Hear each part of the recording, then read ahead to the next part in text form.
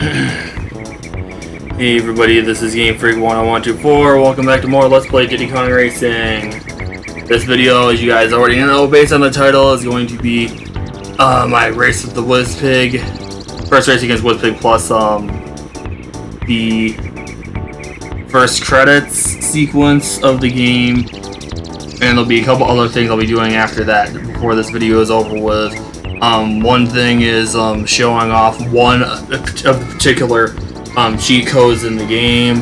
The other one, the other thing I'll be doing is reading off some Diddy Kong Racing Trivia. So give this video a bit more substance and read off some things of interest I remembered seeing in the past about this game and wanted to share with you guys. So anyway, let's get started right away here because I've got no time to waste at all. Hello, friend. Select your vehicle. Abracadabra. Carabina now.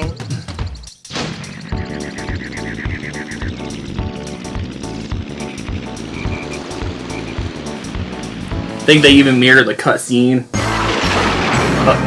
Never mind. You can't beat me.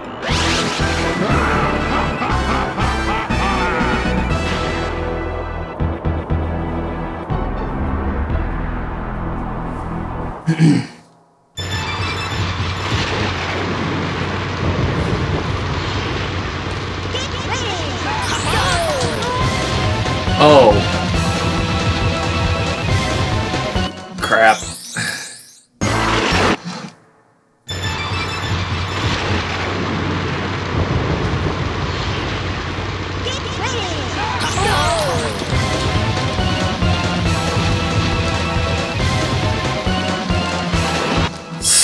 Come on, really?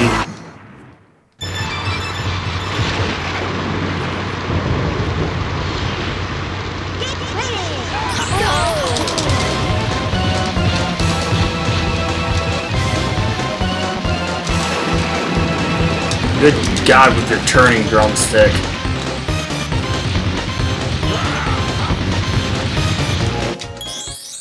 I think I may have to use TT for this because I'm not liking drumsticks controls for this.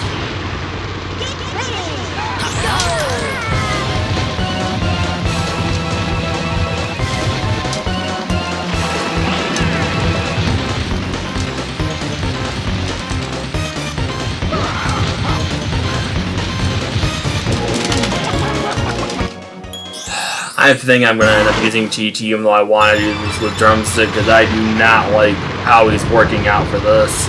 Part of the problem might be the range.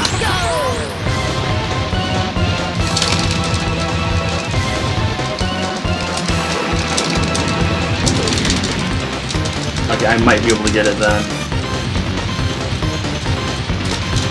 Yeah, I missed the zipper. That's pretty much it for me on that attempt. Come on. If I had just a half hour longer than what I do right now, then I don't think it would be a problem after that last attempt, showing me that I can do this.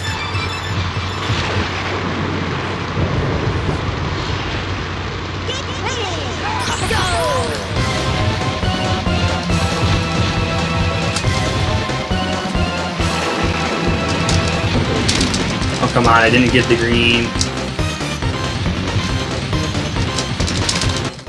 And I just barely missed the zipper.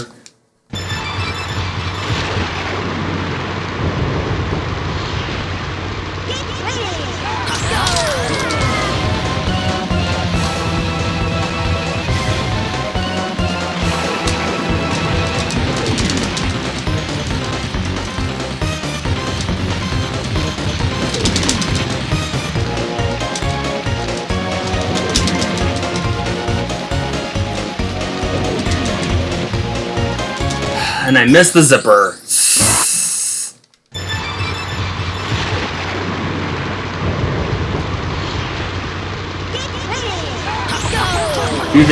There's two things about this that kind of suck. One, drumsticks controls, for me personally. One, drumsticks controls, and two, mirror mode.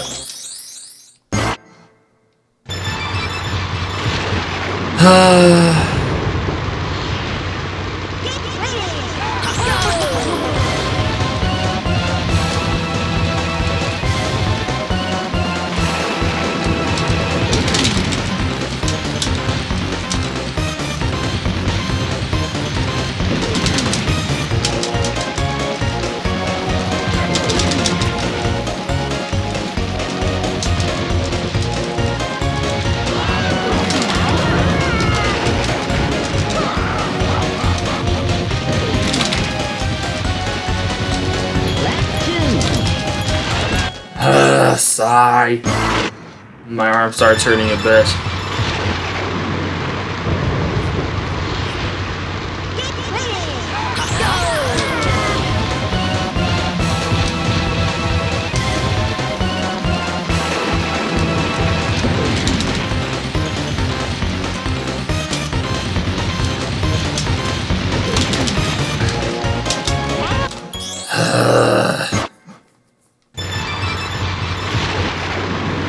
If I was GT, I would have been done by now.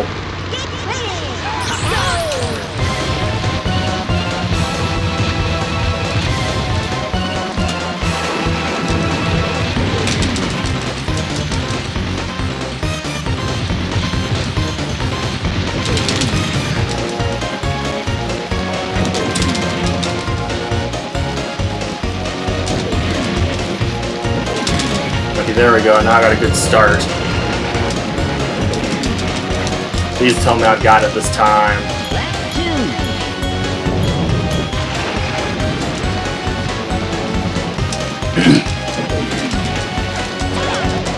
And I hit the freaking tree! Yay!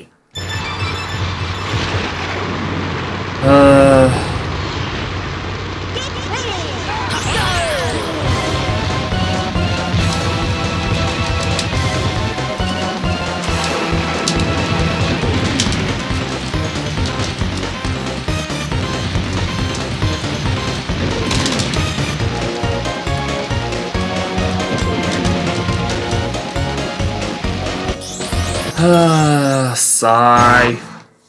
I had a really good start there too.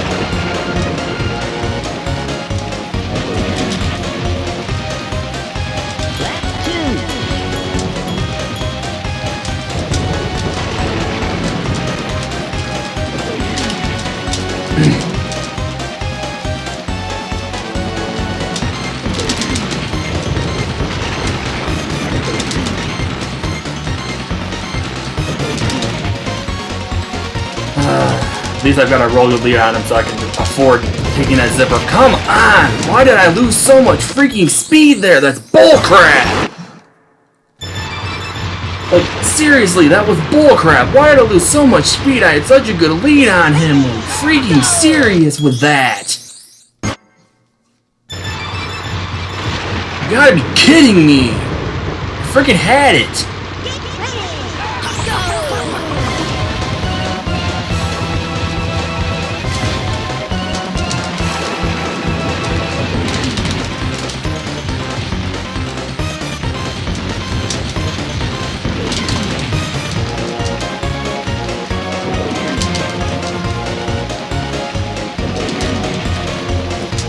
These I learned the turning strat from that last attempt.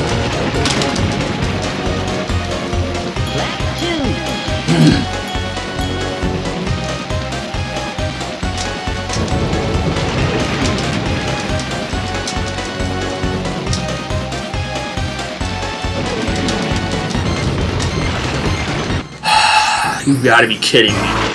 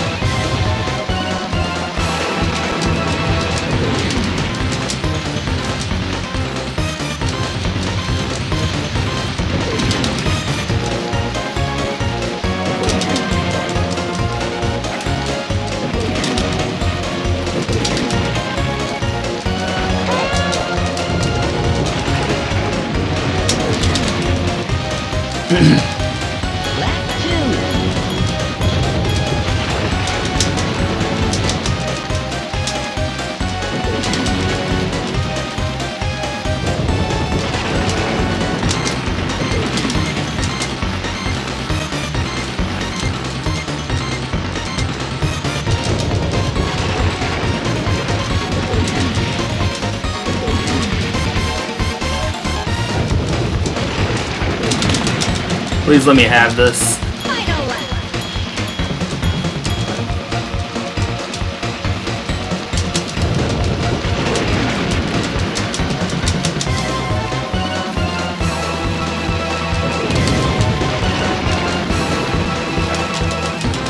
Come on. Okay, good. I hardly lost any speed on that. I won. Thank you, Lord.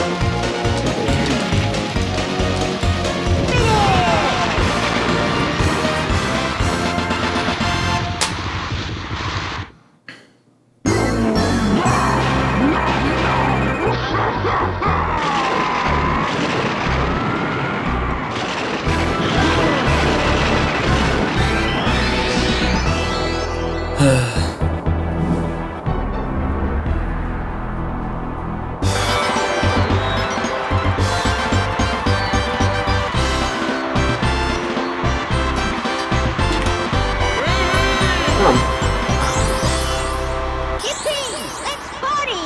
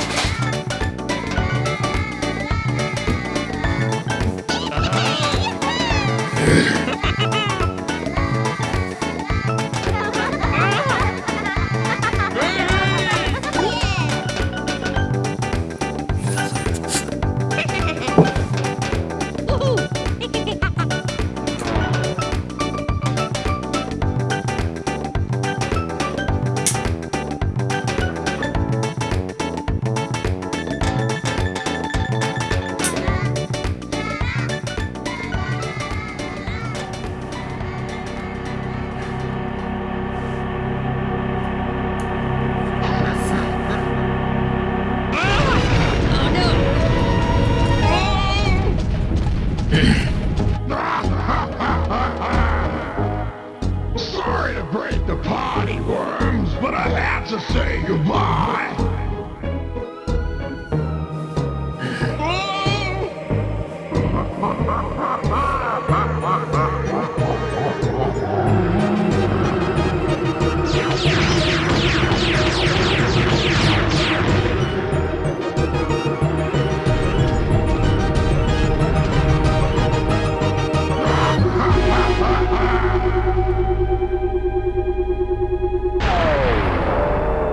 See you later, worms.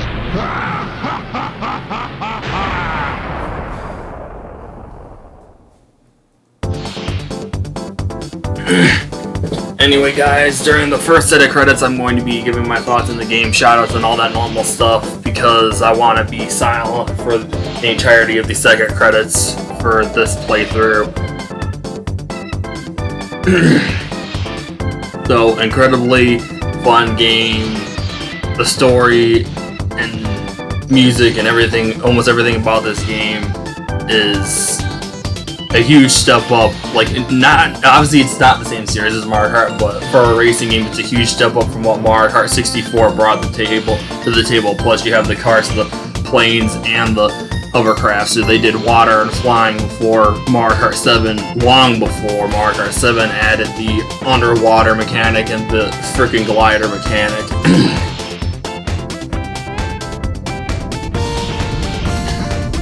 So, and this game came out, it was 96, I think, which is, I think Mario Kart 7 came out in 2011, so this game came out 15 years before Mario Kart 7 did. And it was several generations of consoles before the 3DS. But anyway, incredibly fun game. Music's good, it's a short game, of course, as long as you're good at it, but whether it's emulator or actual N64, I highly recommend finding some way to play this game because this is definitely worth playing. It's an experience worth a game, definitely a game worth experiencing. And again, huge childhood nostalgia on this. But didn't even get to Future Funland until I want to say my early adult years since moving to where I am now from where I used to live. But anyway, I think it's about all I have to say about the game. It's just an incredible game and worth playing.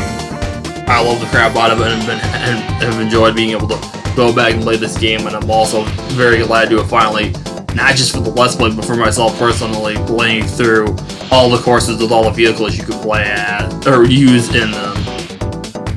Because, like, some courses have the multiple vehicles. I did that in extra videos prior to this. But yeah, shoutouts for Let's Plays of this game. There's Drybones271, Slim Kirby, and someone else that I didn't think of that Drybones271 reminded me of. Drybones271 reminded me of Durden77. I completely forgot about him. I don't know how much of it I watched, but I watched at least some of this of his, and I also watched his Mario 64.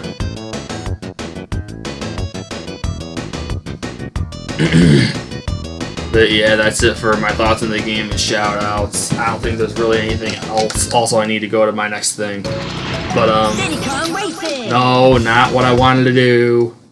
Options. Diddy Kong Racing. I hit the D-pad instead of the control stick. That's how I messed up. But anyway,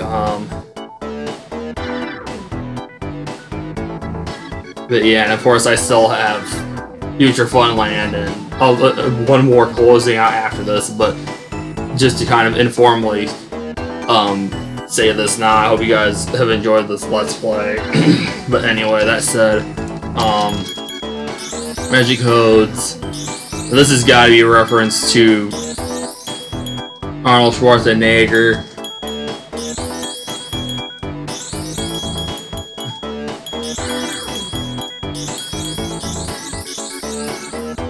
Big characters.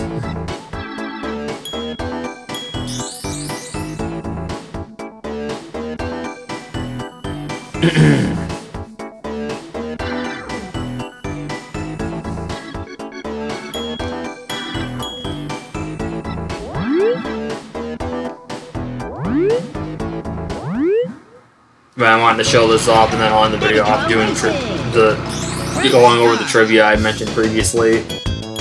But anyway, now does it affect it in tracks, or do you have to go to adventure? Because if you can do tracks, I'll do one course from each of the first 4 worlds.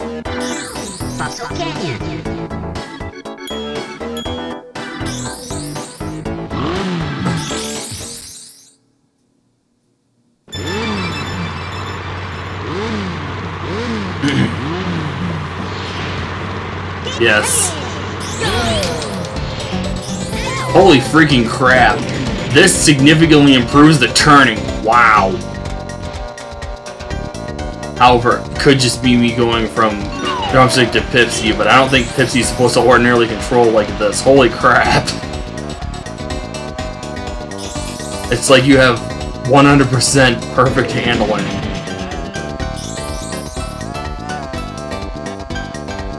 This is freaking so... I don't even know how to describe it. It's freaking weird, and I love it. Lap 2.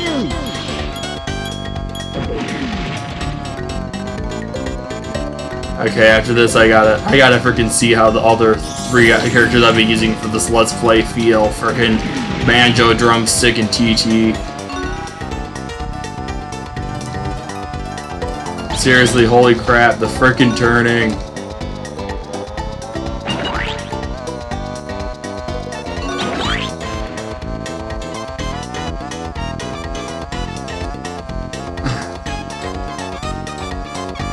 It's like I love it and don't like it at the same time. It's so weird.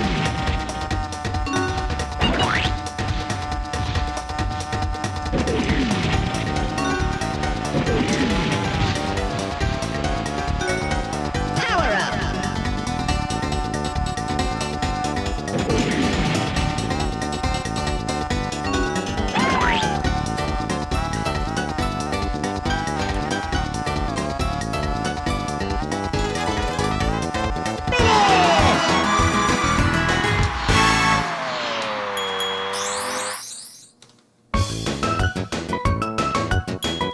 I'm Banjo.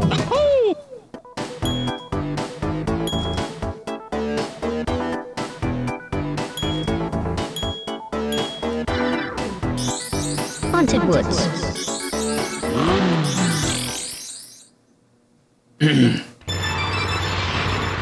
Holy crap, Banjo's huge.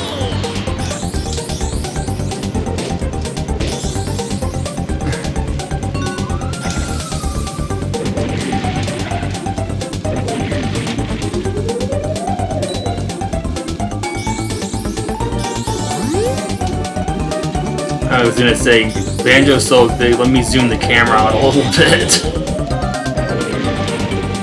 Left 2. Final lap.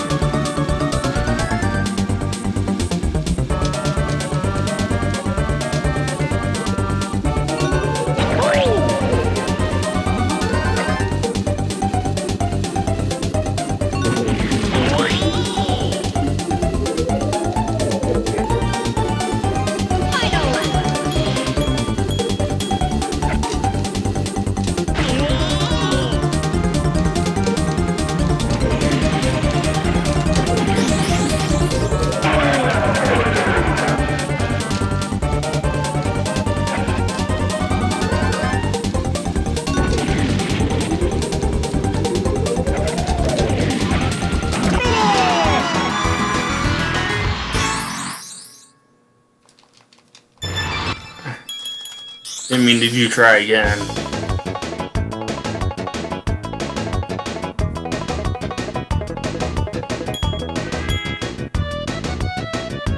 Alright, jumps. Frosty Village.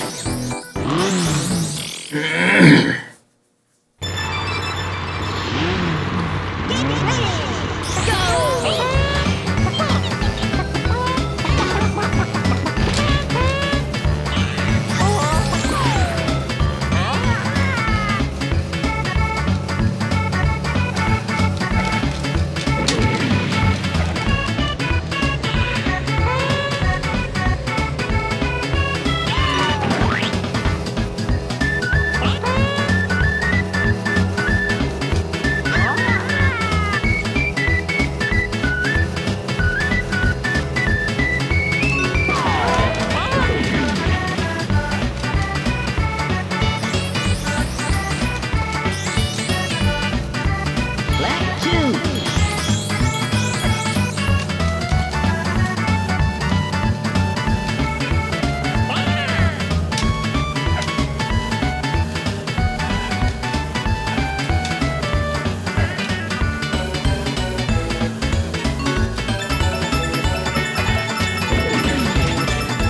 Geez, the shield is so small.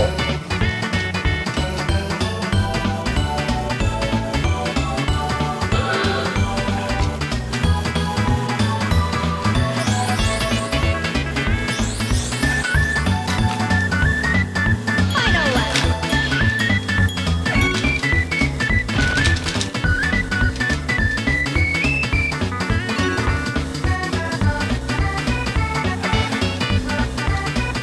And unfortunately, I need to know roughly, just have an example, not all the characters, but an example of how the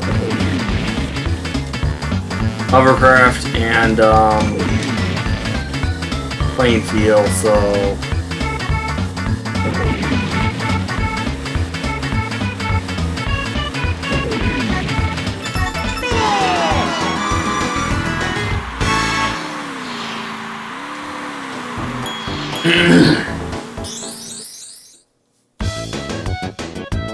I'm TT. Yahoo!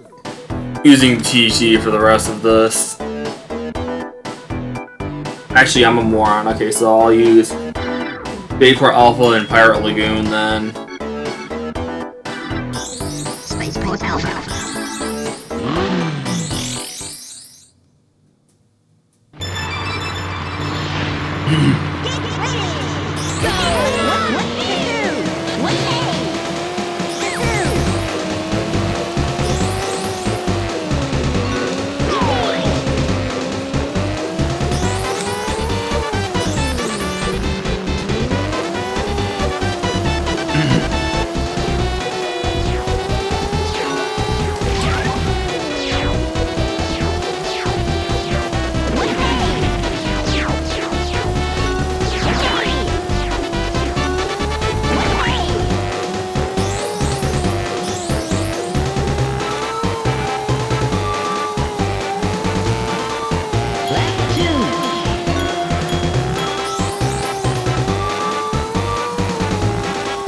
TT is so freaking good, at least in a plane.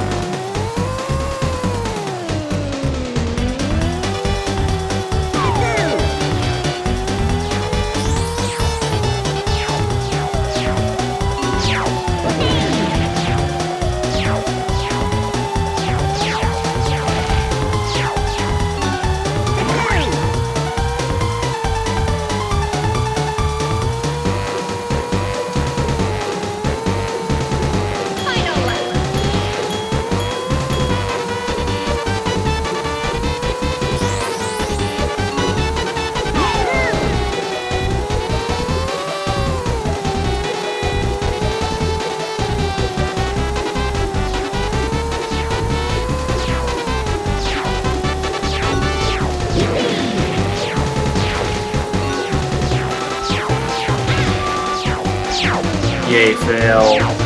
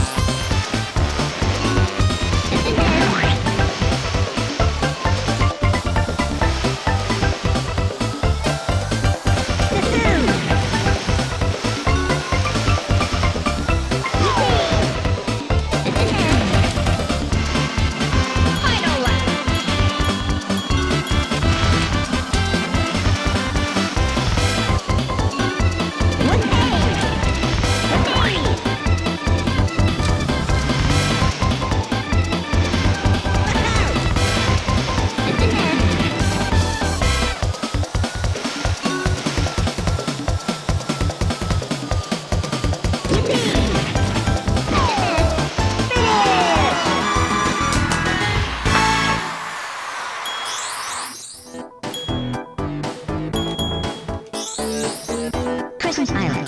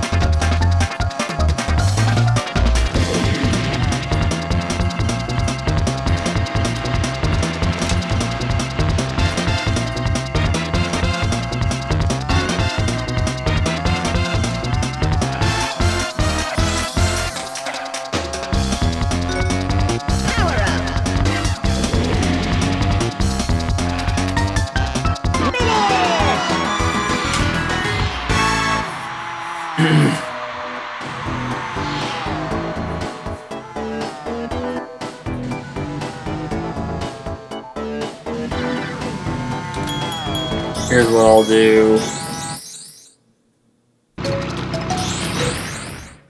want to check something anyway, so grab drumstick, go to Adventure 2.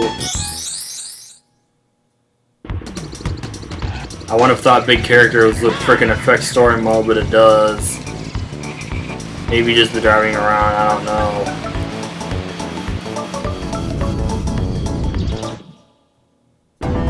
Dino Domain.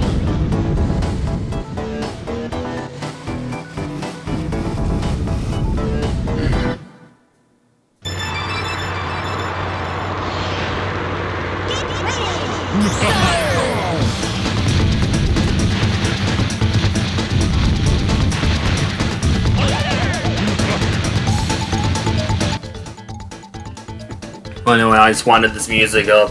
That's the only reason I really did this, so I can have it up for the trivia.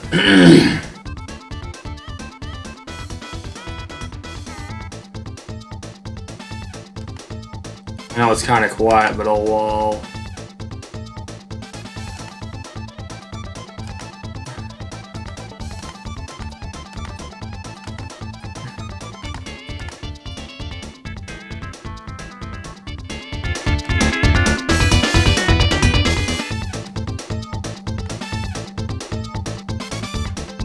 Hopefully it's not too quiet or too loud. But anyway, time for that trivia.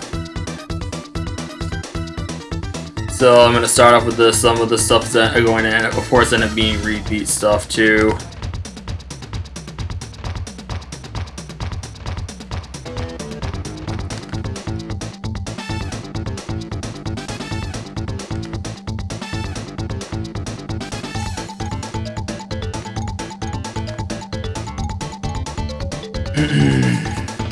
Oh, this sucks that I have to frickin' mess with this. Like this, like I frickin' did for a future Let's Play you guys will see next year or the year after.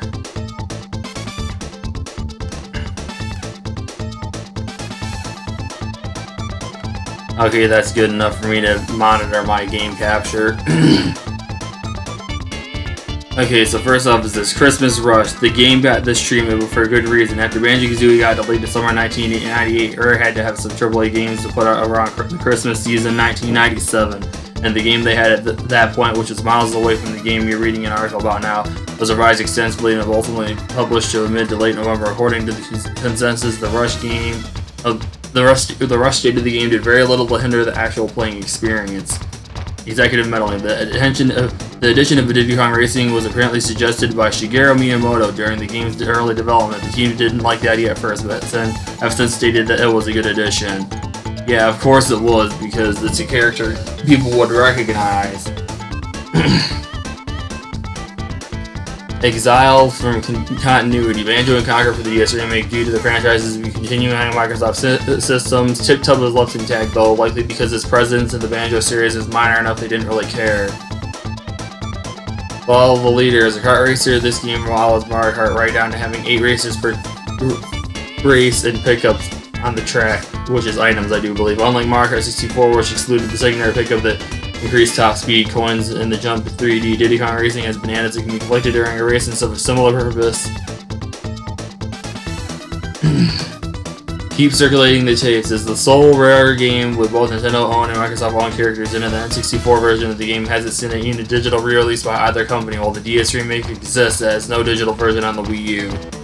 No export for you. The DS version wasn't translated into Japanese, interestingly enough. What could have been? The N64 version features the original kid-friendly and much younger Conker. The game started in development as RC Pro M64 and was planned to have the regular characters aside from Diddy Kong and Conker. There was supposed to be a GameCube sequel. This one's very interesting, and it's a shame that this is the case. There was supposed to be a GameCube sequel to Diddy Kong Racing called Donkey Kong Racing, which, judging by the only remnants of its existence in an E3 2001 trailer, it would have taken place in the Donkey Kong series with Donkey Kong characters riding various animals as vehicles. However, the game was canned due to Rare being bought out by Microsoft, and Pepsi was retooled from a scrap, and there was something else as part of that. Let me see.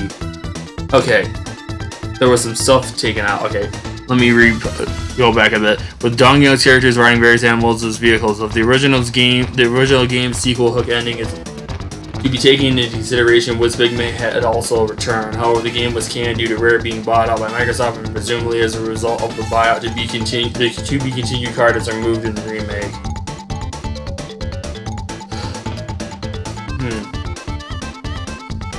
So that explains the end cutscene after you win the game or whatever, and then they end up showing Wizpig's spaceship again, and I think they have him laughing. Pipsy was retooled from a scrap concept called Astro Mouse. Remnants of several unused tracks have been found in the game's code. What they would have been used for is unknown, since all that remains of them is their general layout. There are a few unused songs in the game too. One of them is a fully cut song intended for Crescent Island. It's track 12 in the sound test. There's another unused channel for the character select theme using the star instrument associated with Taj. Since the character select theme is a variable, remix changes for each racer is possible, or is a variable mix that changes for each racer. It's possible that Taj was intended to be playable in the N64 version at some point, like he is in the NDS remake. Some voice clips of the DS version suggest that it might have had Yoshi as an unlockable character at one point.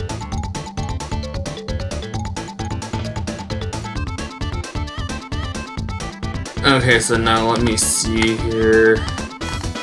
Copy this in that window I've already got open so I don't have to keep redoing this. Son of a crap. There, paste and go. Do this so I can keep monitoring the game capture and do that. So now, in the game's files, an unused model of balloon that contains Rare and Prime 64 logos. In the game's file, there is an unused model of balloon that contains the Nintendo Rare and Prime 64 logos. This one's an interesting one. There's an unreachable golden balloon hidden underneath the Dragon Force boss track. Here's more information about that sequel to Diddy Kong Racing that never was. In 2004, another attempt at 2004, a couple years later. In 2004, another attempt at a sequel for Diddy Kong Racing was made, this time as more of a follow-up to the original Diddy Kong Racing Adventure. The game would have been released on the GameCube and would have been developed by the UK game studio Climax Studios. The story of the game focuses on Wizpig seeking revenge on Diddy by teaming up with the Kremlins to turn Congo Isle into a series of racetracks. Diddy gets his buddies to stop Wizpig and the Kremlins to take back Congo Isle. Climax presented the demo of Diddy Kong Racing Adventures to Nintendo, but they didn't give Climax approval to develop the game. There are unused balloons in the game which feature most of the racers' faces. Diddy Kong, Conker, and TT are the only racers without one of these. There are 2 unused characters and an unused vehicle left in the game.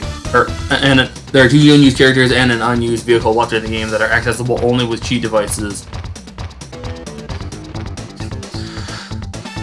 The first is one of the pterodactyls found in Hot Top Volcano who share the behavior of a boss. The second is a snowball, which will only move when the player is not looking. And finally, there is a hovercar vehicle which acts very similar to the plane, except it does not descend when left in midair. This one is something I find very interesting when looking at trivia off screen. Crunch is actually one of King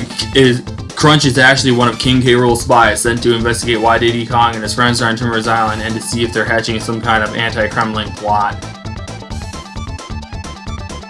And then more about Donkey Kong Racing. A sequel to the game was being developed titled Donkey Kong Racing, where Donkey Kong would be the main character. The game was first announced at E3 in 2001, and the trailer was shown at Space World in the same year. The game was going to be released for the GameCube, however, because Rare was acquired by Microsoft in 2002, the game was cancelled. Early in the game's development, when it was known as Prime 64, Timber was the game's main character. And then Pipsy, Astro Mouse. There are a total of 6 unused tracks present in the game's data. One called Horseshoe Gulch can be accessed using a cheat device and seems to be used for the title screen intro. 2 of the other maps seem to be early versions of Hot Top Volcano. Another, simply called Cube Test, is also found within the data of Jet Force Gemini and Mickey Speedway USA. Diddy Kong Racing wasn't originally going to star Diddy Kong Racing, and it was originally a game called Prime 64. It wasn't until the demo of the game was presented to Shigeru Miyamoto that he suggested Diddy be the mascot of the game. And then the thing about Taj and that he was playable in Diddy Kong Racing DS.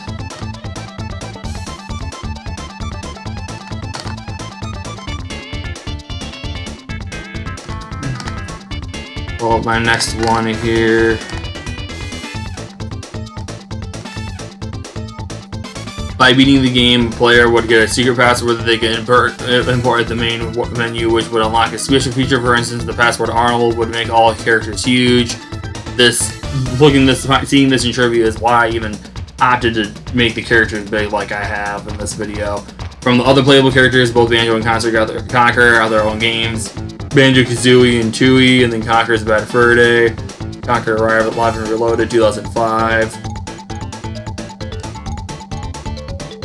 And then there's the endings.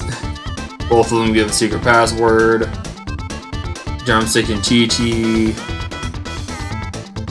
Here's an interesting factoid. This was the fastest selling game of 1997 according to the Guinness Book of World Records when 800,000 copies were ordered 2 weeks before Christmas.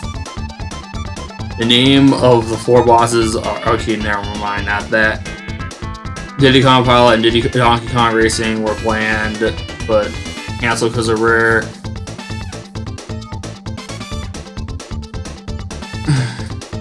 The music for the game was composed by David Wise, one of Rare's in-house composers. Using the N64's cartridge format, the music in the game could change mood across overworld or midway through a racetrack, retaining the same tune and tempo but using different instruments. I want to say Boulder Canyon is a perfect example.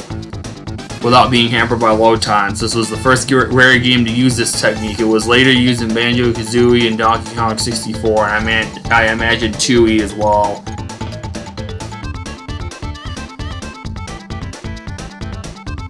This is the only Rare game where Banjo actually talks.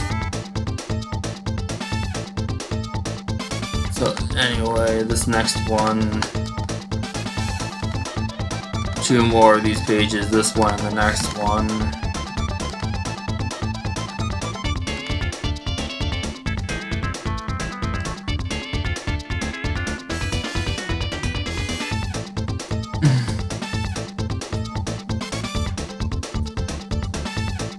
I'll wait. Okay. Okay, there we go.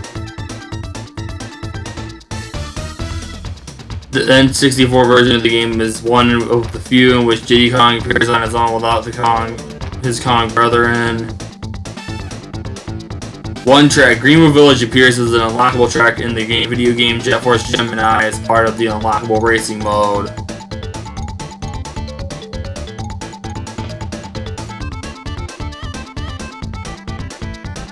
In the future Funland stage, Star City, there is a building with a Killer Instinct insignia on it. The game was produced by Rare.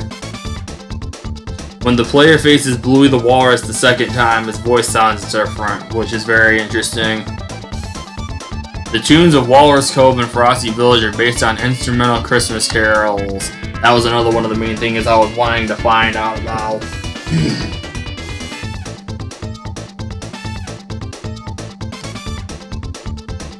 And that will be in this last thing I have up. Well, actually, there's no reason to... Well, I still will, just for the sake of... But anyway. Okay, so do this to separate that real quick. And then go here, do this. Paste and go, do that. Go over here to this. And then... This will be the last little bit of it right here. Let's see here. Walrus Cove. This is trivia specifically about this track. Despite the name of the track, no walruses are found inside it, as you guys should know if you've watched my Let's Play. Now this is the main thing about the tracks. I've seen this somewhere in the past. I don't know where it was, if it's this same website I'm at or if it's something else, but here's the piece of trivia. The music of this course, Walrus Cove, is based on the instrumental Christmas tunes Here Comes Santa Claus and Winter Wonderland. I don't know where or when I've seen that in the past, but I've seen it somewhere. So it was either that, something else, or a combination of both is the why I wanted to look up this trivia and go over it. But anyway... That said, that's it for this video. Actually, I'm gonna get out into the lobby first so I don't put on a pause screen. Oh, I didn't mean to quit. I'll get back into this for the next video. And see how big characters go for me.